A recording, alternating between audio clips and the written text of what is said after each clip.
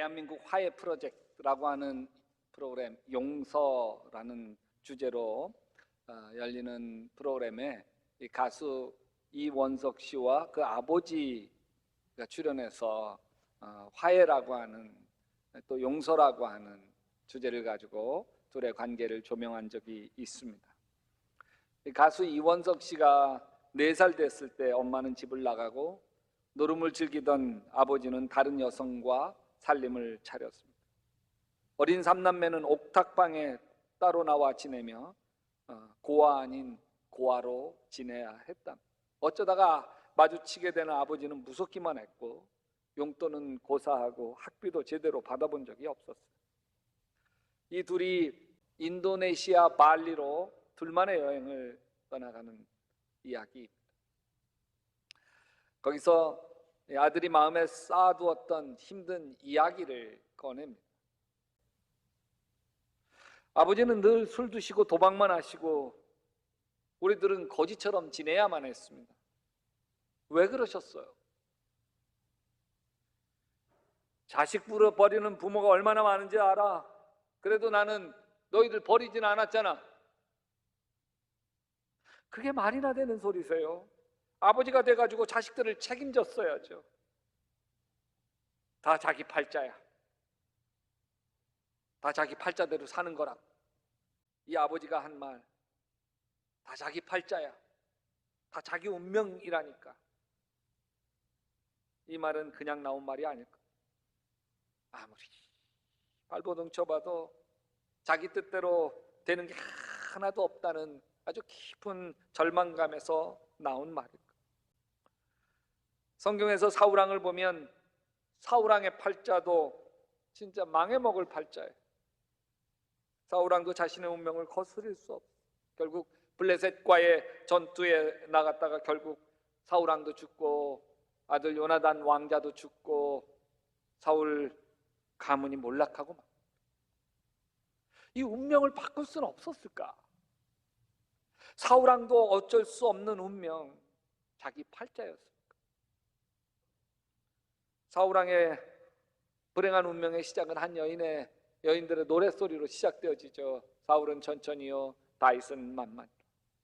자신보다 다윗의 인기가 하늘로 치솟자 질투심에 불탑니다. 죽이려고 결심합니다. 눈치챈 다윗이 광야로 도망가죠. 사울왕이 군대를 거느리고 추격을 합니다. 샅샅이 광야를 뒤지. 그러다가 갑자기 뒤가 마려운 거. 동굴을 찾아 들어가서 시원하게 보고 있어요. 그런데 때마침 그 안쪽에 다윗 일행이 숨죽이고 숨어 있었어요. 다윗이 칼을 들고 살금살금 다가가 2번 찌를 것도 없는 거예요. 근데 어찌된 일인지 다윗이 죽이지는 않고 다만 사울왕의 옷자락만 살짝 빼고 아무것도 모르고 시원하게 볼일만 보고 다윗도 일어나 굴 밖으로 나가서 사울 왕 뒤에다 대고 외치면 임금님! 임금님은 어찌하여 다윗이 왕을 해하려 한다고 하는 사람들의 말만 들으십니까? 아버지! 지금 내가 들고 있는 임금님의 옷자락을 좀 보십시오. 이때 사울왕이 보니까 다윗 손에 자기 옷자락이 잘려 있는 거예요. 간담이 막 서늘해집니다. 나의 아들 다윗아, 이것이 정말 너의 목소리냐? 나는 너를 괴롭혔는데 너는 날 이렇게 잘 대해주었으니 내가 나보다 의로운 사람. 나도 분명히 안다. 너는 틀림없이 왕이 될 것이고 이스라엘 나라가 내 손에서 굳게 설 것이다. 그러면서 사울왕이요 목 놓아 울어요. 목 놓아. 이 대목을 보면 이제 다윗과 사울왕 오해도 풀리고 관계도 풀리겠구나. 이런 극적인 장면이 어디 있어? 눈물을 펑펑 흘리. 안타깝게도 사울왕의 운명은 파멸되기로 결정된 거예요. 그러다 얼마 뒤에 사울왕은 다윗이 하길라산에 숨어 있다는 제보를 받았어요. 또 못 잡겠는 거예요. 사울왕이 3천 군대를 이끌고 다윗을 죽이려고 출정을. 밤이 되어서 야영을 하게 되었어요.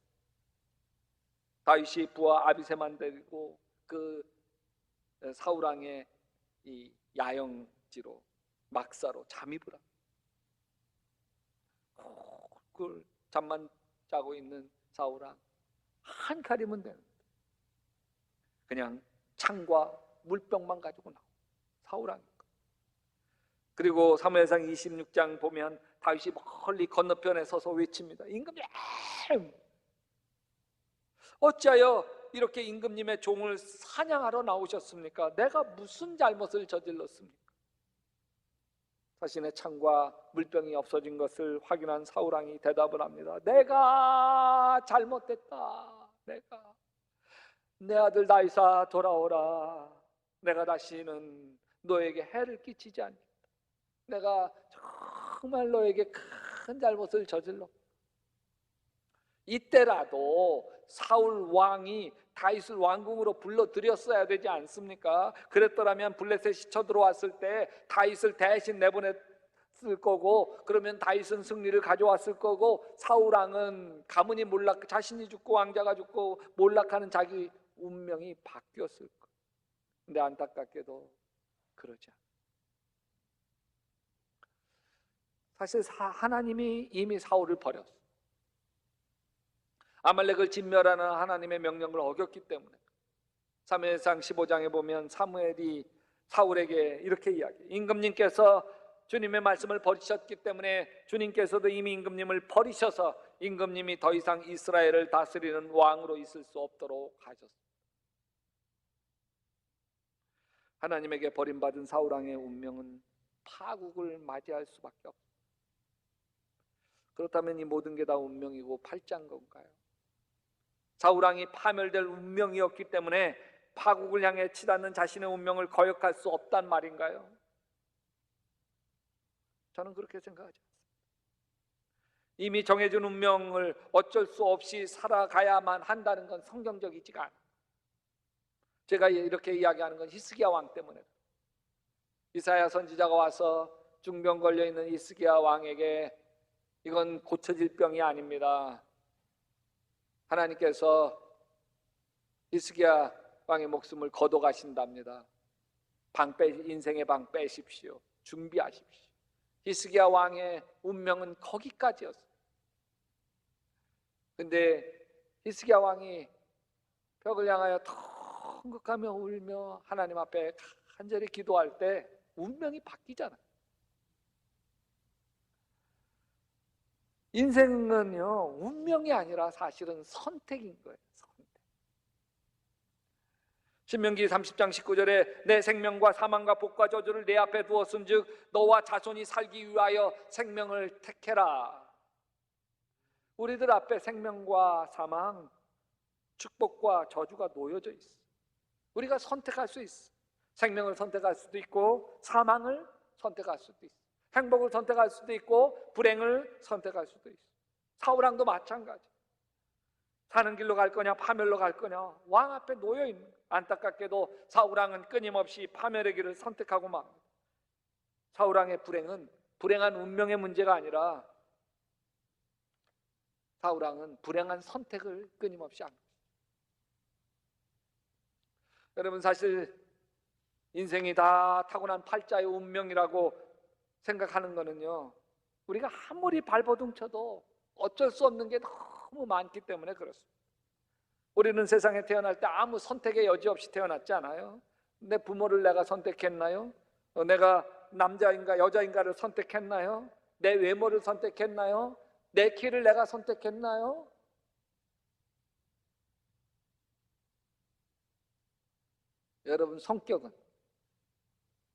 여러분의 성격은 마음에 드세요? 내가 이 성격 가지려고 선택하셨어요? 그것도 아니죠. 근데 여러분, 선택할 수 없는 것이 참 많았다고 해도 모든 게 다 선택할 수 없는 게 아닙니다. 우리는 얼마나 많은 걸 날마다 선택하며 살아야 되는지 사르트르가 아주 이런 유명한 말을 했어요. Life is C between B and D. 인생은 B와 D 사이에 C다. 그 B 다음에 C, D죠. 물론. 여기는 B는 birth, 태어난, 출생. D는 death, 죽음이. 이 출생과 죽음 사이에 C, choice, 선택이 인생이라. 인생은 운명이 아니라 선택입니다. 행복도 운명이 아니라 선택입니다. 불행도 운명적인 것이 아니라 선택. 여러분, 행복한 사람, 성공한 사람의 중요한 특징은요, 선택을 잘하죠. 마크 M은 운명의 핵심은 선택이다, 이렇게 이야기하고 있습니다. 지금 무엇을 선택하느냐가 미래를 결정하죠. 지금 내 인생이 실망스러운가요? 그렇다면 지난날 후회스러운 선택을 하며 살아왔기 때문에 그렇습니다. 그때 내가 왜 그랬지? 내가 생각이 너무 짧아요. 여러분, 선택은 자유입니다. 그러나 우리가 선택한 것이 우리의 인생을 결정합니다. 선택을 잘한 것 때문에 축복을 누리기도 하고, 선택을 잘못한 것 때문에 대가를 치르기도 합니다.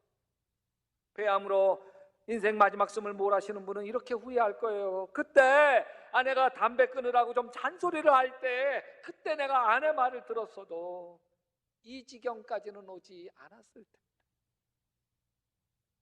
여러분, 지금 내 인생이 행복하고 나 자신이 뿌듯하고 자녀를 생각하면 고맙고 감사하다면 분명합니다. 과거에 참 훌륭한 선택을 계속하면서 살아온, 신명기 30장 19절 말씀이 맞습니다. 내가 생명과 사망, 복과 저주를 내 앞에 두었은즉 너와 내 자손이 잘 살기 위하여 생명을 선택해라.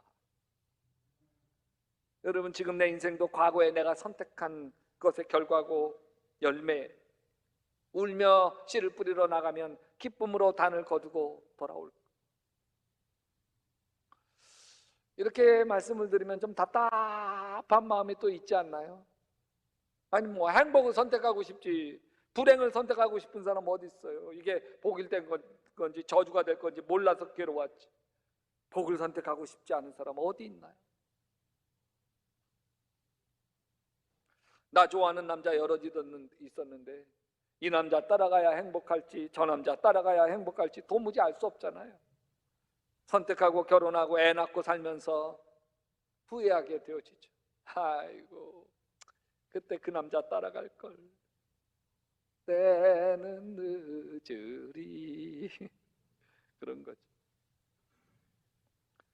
근데 여러분, 우리 인생의 불행은 선택이 내 마음대로 되지 않는다는데 진정한 불행이 있어요. 만약 사울왕에게 우리가 묻는다면, 그때 다윗이 2번이나 사울왕의 목숨을 살려주었을 때, 목 놓아 울면서 다윗에게 말했을 때, 그때 왜 다윗을 받아들여 왕의 호위대장으로 복귀시키지 않았느냐고 묻는다면 사울왕이 뭐라고 대답할까요? 내 마음대로 안 된다. 내 마음대로 안 된다. 내가 나를 어찌할 수 없다. 사울왕은 다윗이 자신에게 잘못하지 않은 걸 알아요. 근데 다윗이 백성들 등에 업고 자기 왕의 자리를 빼앗을까봐 두렵거든요. 아들 요나단에게 왕자를 순조롭게 물려줘야 되는데 다윗이 가로챌 것 같거든요. 그러니까 다윗이라고 하는 화근을 잘라내야 편히 잘 수 있을 것 같거든요. 아들 요나단이 다윗을 감싸자 사울왕이 노발대발. 사무엘상 20장 31절에 다윗이 이 세상에 살아있는 한 너도 안전하지 못하고 내 나라도 안전하지 못할 줄 알아, 이 바보야. 요나단이 아버지, 다윗이 뭔 잘못을 했습니까? 그러자 창을 들어 아들을 찔러 죽이려고. 자기 마음을 자기가 어쩌지 못하고. 여러분, 하나님이 우리 앞에 행복과 불행, 축복과 저주를 놓았다는 거 알아요. 행복을 선택하고 축복을 선택하고 싶어요. 마음대로 안 돼요. 그게 괴로움입니다. 오로지 이 순간의 즐거움만을 쫓으며 살아왔던 가수 이원석 씨 아버지, 술과 도박에 빠져 자식을 나 몰라라 하며 살아왔어요.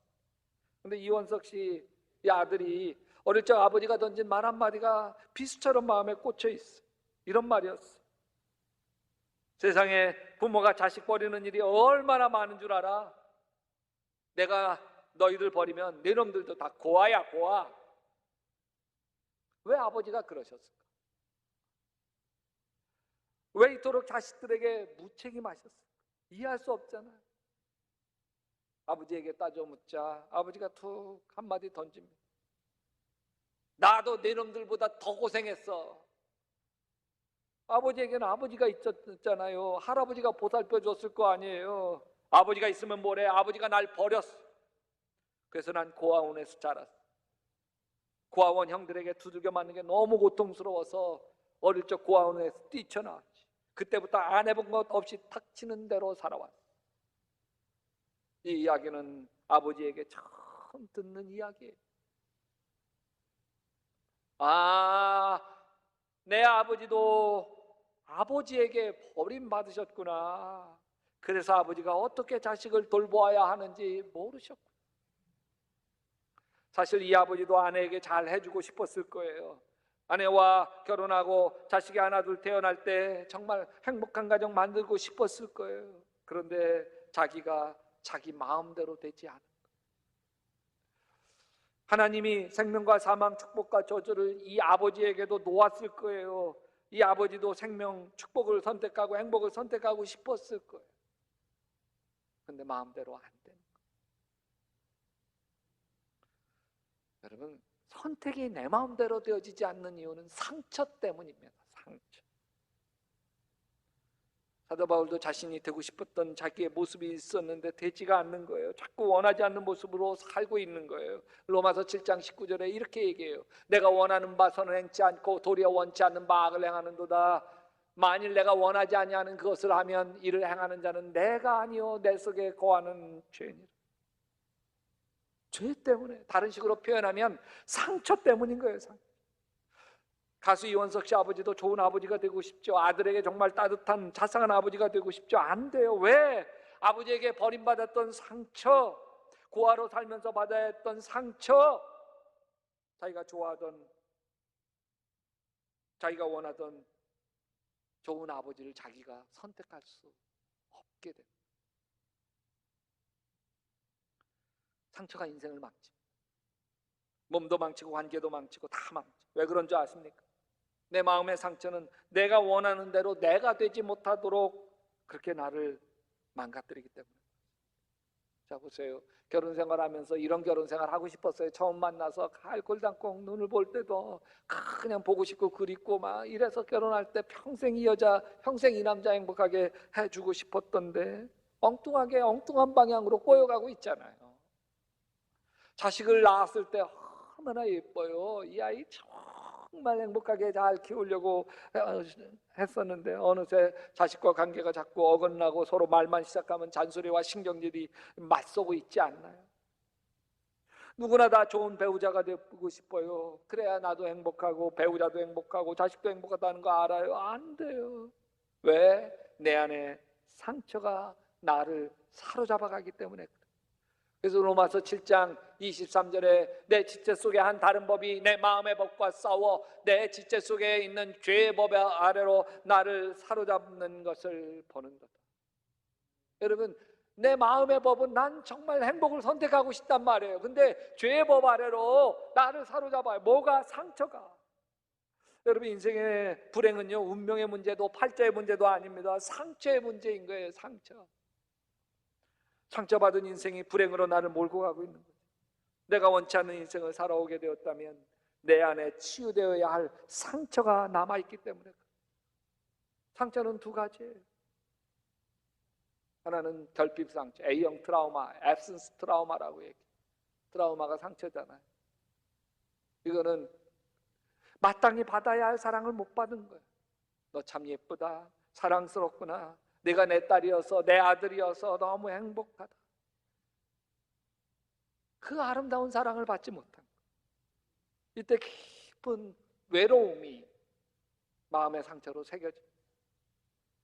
두 번째는 B형 트라우마, 여기 배드 트라우마라고 하는데 아픈 상처, 학대받은 거죠. 버림받았거나 모진 학대를 받아서 생긴 상처. 여러분, 세상에 상처가 없는 사람이 어디 있겠어요? 다 상처가 있어요. 근데 이런 말이 있어요. 상처가 깊을수록 그 상처가 만들어내는 창조적 에너지가 더 크다. 폴 트루니의 정신과 의사예요. 위대한 업적을 이룬 사람들 보니까요, 다 상처투성이들.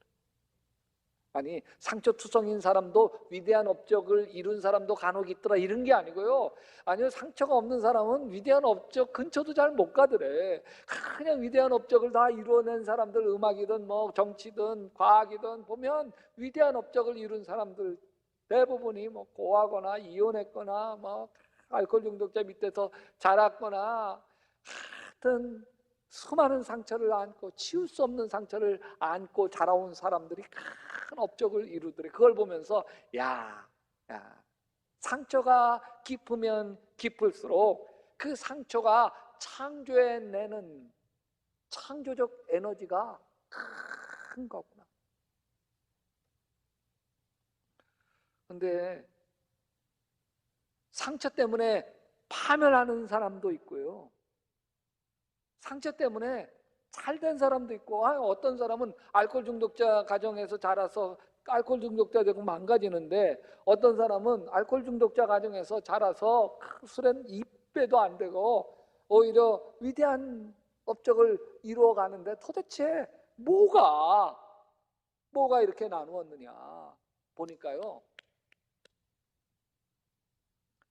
한 사람이더라. 무조건적으로 사랑해주고 무조건적으로 기다려주고 아무 조건과 대가도 없이 따뜻하고 아름다운 사랑을 베풀어줄 그 한 사람이 있느냐 없느냐에 따라서, 없으면 파멸하고 있으면 그 한 사람 때문에 그 상처가 창조적 에너지가 돼서 대단한 업적을 이루더라. 여러분, 신앙이 상처를 치유한 뭘로? 하나님의 사랑. 모든 상처는 어디로부터 시작되냐면 결핍으로부터 시작되어져.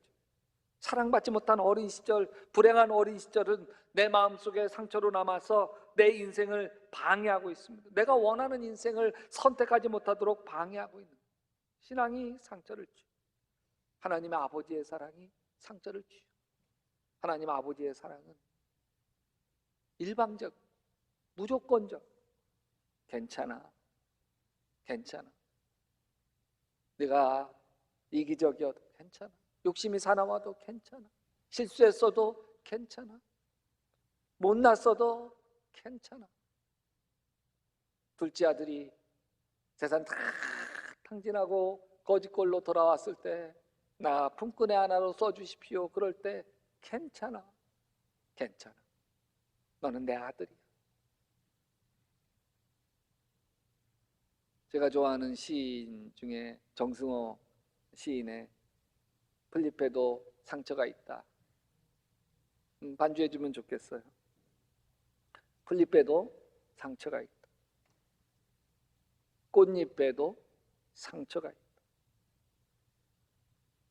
너와 함께 걸었던 들길을 걸으면, 들길에 앉아 저녁노를 바라보면 상처 많은 폴립들이 손을 흔든다.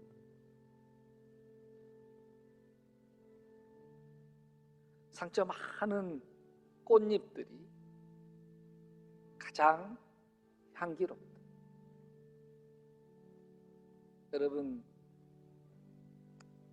어떤 데는 부모에게 받은 상처, 형제에게 받은 상처, 또 자식에게 받은 상처, 배우자에게 받은 상처,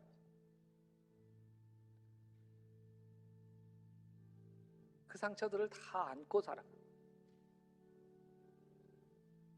근데 여러분, 하나님의 사랑 안에서 그 상처가 치유되고 회복되면 상처 입은 꽃잎이 가장 향기로운 아름다운 그리스도의 향기를 흘려보내실 줄로 믿습니다.